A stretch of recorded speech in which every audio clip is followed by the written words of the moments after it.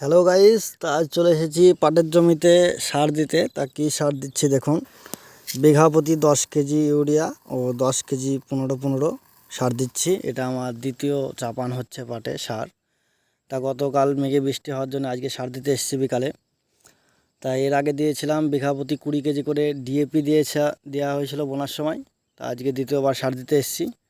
এই দেখতে পাচ্ছেন পাট মোটামুটি লাগছে ভালোই। আর এটা ছিল আমার পেঁয়াজের জমির পাট, এতে কোনো সার দিইনি এখনও। তাই দেখুন কত পাটটা বড় হয়ে গেছে পাশের পাটের থেকে। আর এই পাটের কালারটা দেখুন, আর এই পাটের কালারটা একই জমি, কিন্তু দুটো আলাদা আলাদা ফসল থাকার জন্য এই পাটটার জোর অনেকটাই বেশি পেঁয়াজের জমি বলে। তাই এই পাটটাতে সার আমি দিইনি একবারও, আর লাগবেও না। ভালোই আছে পাটগুলো। তো এবার সারটা দেওয়া হবে। ভিডিওটি ভালো লাগলে চ্যানেলটি সাবস্ক্রাইব করে পাশে থাকবেন নিত্য নতুন ভিডিও পেতে।